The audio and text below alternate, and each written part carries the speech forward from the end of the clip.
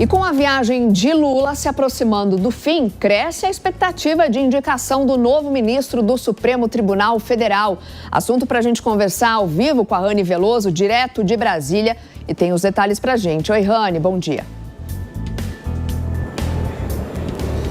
Bom dia, Soraya, a você e a todos que nos acompanham ao vivo, direto de Brasília. É isso mesmo, o presidente Lula retorna amanhã da viagem pela Ásia e aí começa a conversar novamente sobre essa indicação ao Supremo Tribunal Federal. Isso porque a gente já sabe que ele tem um preferido, é o advogado-geral da União, Jorge Messias, mas ele deixou de fazer essa indicação antes da viagem, depois que ficou sabendo que seria muito mais fácil no Senado a aprovação de um nome como Rodrigo Pacheco, senador pelo PSD de Minas Gerais. E essa exposição foi feita pelo próprio presidente do Congresso, Davi Alcolumbre, que levou a Lula essa facilidade de Pacheco ao invés de Messias e expôs a sua preferência. Mas, de acordo com o líder do governo no Senado, Jacques Wagner, Lula está convicto da indicação de Jorge Messias. E por isso o presidente, quando retorna agora de viagem, deve conversar pessoalmente com Rodrigo Pacheco.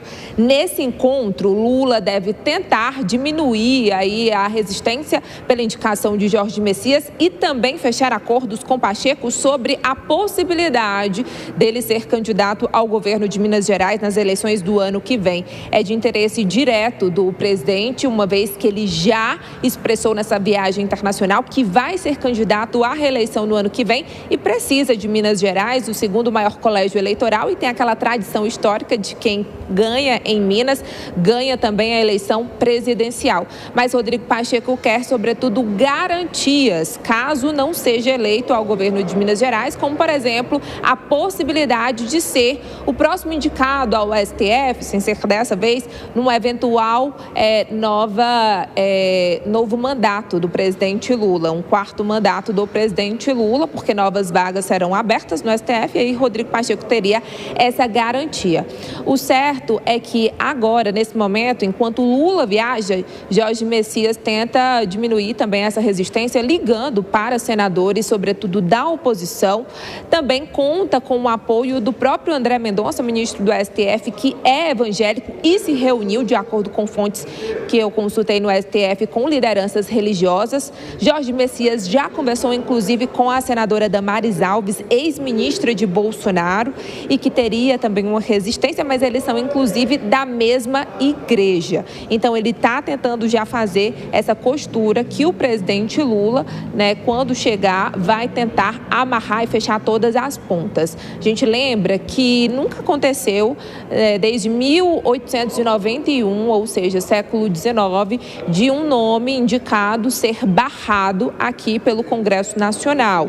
Só aconteceu isso 5 vezes em 1894, Então, portanto, a gente lembra que Davi Alcolumbre, quando era presidente da Comissão de Constituição e Justiça, ainda no mandato do ex-presidente Jair Bolsonaro, em 2021, quando ele fez a indicação de André Mendonça, ele sim segurou essa indicação por 4 meses. Só depois foi feita a sabatina e ele conseguiu ali avançar e ser aprovado. A gente lembra que o indicado precisa de, no mínimo, depois de passar pela sabatina na CCJ, ser aprovado por maioria, ter, no mínimo, 41 votos no plenário do Senado Federal. Volto com vocês. Obrigada, Rani Veloso, conversando conosco ao vivo, direto de Brasília. Vamos conversar agora com os nossos comentaristas, Henrique Kriegner e Roberto Mota. Mota, até então, Jorge Messias, melhor dizendo, era tido como favorito, mas como a Rani bem disse, está sofrendo resistência no Senado. O que pode mudar esse cenário de resistência depois que o presidente Lula voltar para o Brasil? Soraya, eu acho que não é razoável a gente esperar nenhuma novidade nesse assunto.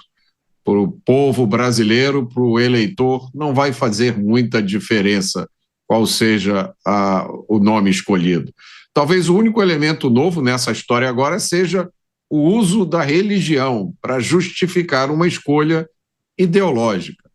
Eu acho que a corte deve continuar na mesma linha, ou até, dependendo do nome escolhido, em uma linha ainda mais radical. Ministros da corte devem ter conhecimento jurídico profundo e capacidade de agir com isenção, mas isso é na teoria.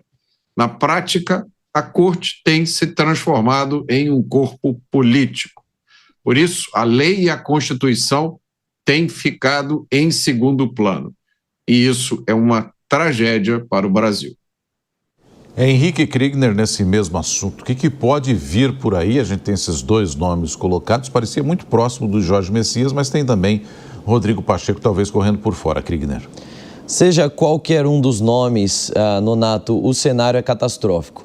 Eu fico olhando todas essas previsões e, na verdade, as movimentações do presidente Lula nesse sentido, e a pergunta que fica é, dentro do judiciário, entre os inúmeros desembargadores, os ministros, né, de tribunais superiores que nós temos, o STJ, em tantos outros estados, e outros funcionários de carreira, pessoas que têm ali o notável conhecimento jurídico exigido pela Constituição, tem também uma reputação ilibada reconhecida pela Constituição e estão sendo pagos com dinheiro público para exercer um trabalho de excelência, dentre esse pool de pessoas, não tem um sequer nome que possa ser indicado por STF, que seja melhor do que uma indicação política.